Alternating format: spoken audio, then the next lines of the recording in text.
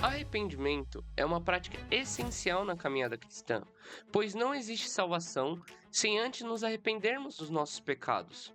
O arrependimento foi a principal mensagem pregada pelo próprio Cristo durante seu ministério na Terra. Arrependam-se, pois é chegado o reino de Por Deus. isso, é muito importante que o cristão se arrependa de seus pecados para que possamos conhecer o reino que nos é prometido por Jesus. Mas você realmente sabe o que significa se arrepender de seus pecados? Ou será que você só está tentando enganar a Deus com um falso arrependimento? Meu nome é Matheus e você está no canal do Bom Discípulo. E nesse vídeo vamos desenhar e conversar sobre o que é o arrependimento segundo a Bíblia e como saber se você realmente está se arrependendo de seus pecados.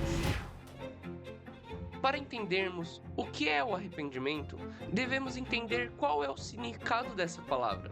No nosso dicionário, a palavra arrependimento tem dois significados principais. O primeiro é pesar ou lamentar pelo mal cometido, e o segundo é negação ou desistência de algo feito no passado. Vamos tentar compreender esses dois significados. Pesar ou lamentar pelo mal cometido é simplesmente aquele famoso sentimento de culpa que sentimos após pecar. Se fôssemos usar um exemplo bíblico de uma pessoa que sentiu culpa após pecar, podemos falar de Judas Iscariotes, que traiu Jesus por 30 moedas de prata, mas depois que Jesus foi crucificado, sentiu uma culpa devastadora que o levou a se desviver em uma árvore. Agora, não podemos dizer que Judas se arrependeu de seus pecados, certo? Porque se sentir culpado ou ter remorso por cometer um pecado não significa de nada. Já ouvi muitas pessoas dizendo na internet que se sentir triste pelos pecados que cometeu é uma das provas que você se arrependeu verdadeiramente.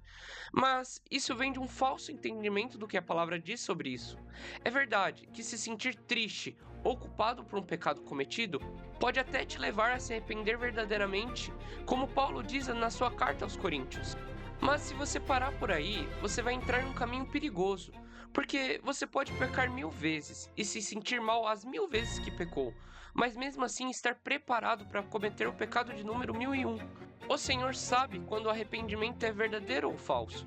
Não há como enganar a Deus em relação a isso. Por isso, se sentir culpado de nada vale, sem ter uma atitude que gere mudanças na sua vida.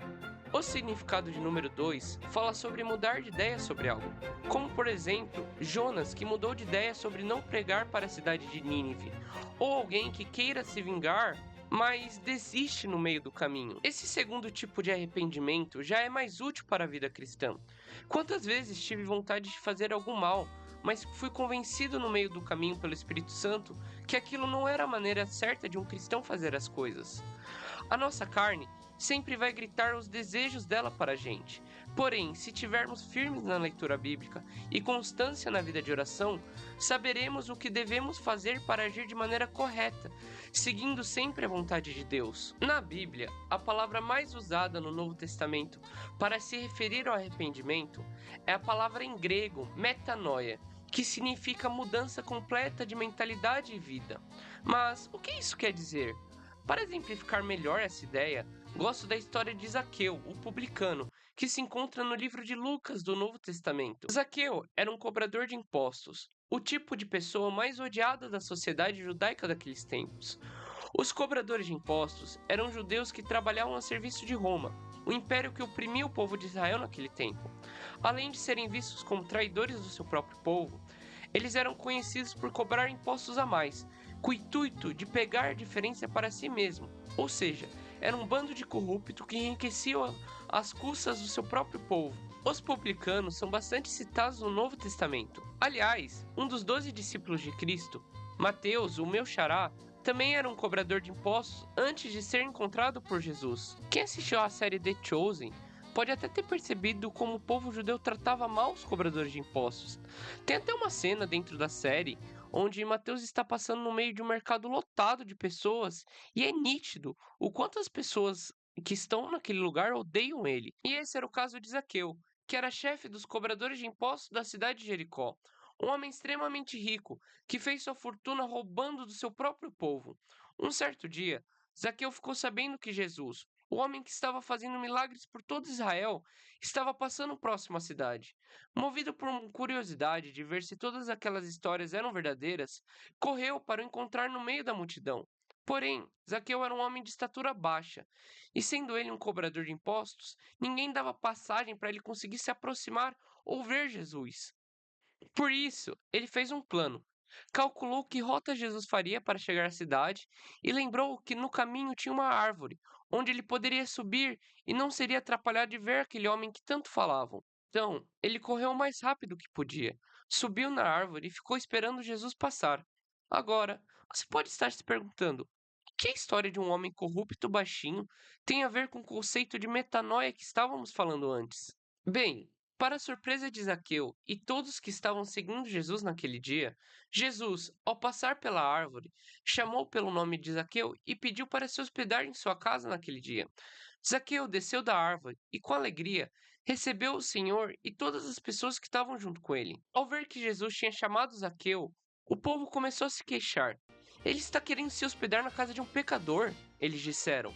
Enquanto isso, Zaqueu se levantou e disse: Senhor, darei metade das minhas riquezas aos pobres, e se explorei alguém na cobrança de impostos, devolverei 4 vezes mais. Ao ouvir isso, Jesus respondeu: Hoje houve salvação nesta casa. A história de Zaqueu é bem curta, mas demonstra exatamente como o arrependimento deve ser praticado. Zaqueu não chorou aos pés de Jesus, lamentando sobre como ele era corrupto e pecador. Ele decidiu agir, aceitou a mudança que Cristo trazia para ele, parou de roubar do seu próprio povo e se desapegou de suas riquezas, que eram motivo de seus pecados. Além disso tudo, assumiu a responsabilidade de pagar aquilo que ele tinha roubado, devolvendo 4 vezes mais para as pessoas a quem ele causou o mal. Zaqueu teve uma verdadeira mudança em sua mente e vida, e isso significa se arrepender verdadeiramente, ou ter uma metanoia. O arrependimento verdadeiro vem acompanhado com mudança, mas não só isso, vem com assumir a responsabilidade de seus erros. Se você roubou, deve devolver o que você roubou. Se enganou, deve contar a verdade. Se adulterou, deve confessar para seu cônjuge. E se assassinou, deve se entregar às autoridades e deixar a justiça decidir a sua sentença. Com todo e qualquer pecado cometido, deve buscar não cometê-lo novamente. Deus é justo e misericordioso. Ele está pronto para te perdoar quantas vezes você errar. Mas saiba que não tem como enganar o Senhor, pois Ele sabe exatamente aquilo que está no seu coração. Então, se arrependa de maneira sincera, confessando seu pecado em oração e buscando a mudança através do Espírito Santo, que nos conduz a esse lugar de arrependimento verdadeiro. Pessoal, foi assim que ficou o desenho do Zaqueu. Eu espero que vocês tenham curtido o resultado. E se curtiram, deixem o seu like e se inscrevam no nosso canal. Também não esqueçam de deixar um comentário falando o que acharam do vídeo. E se puderem, deixem uma sugestão para um próximo vídeo. Eu vou ler e responder todo mundo, beleza? Então é isso, pessoal. Até o próximo vídeo. Fiquem com Deus. Até. Falou. Tchau.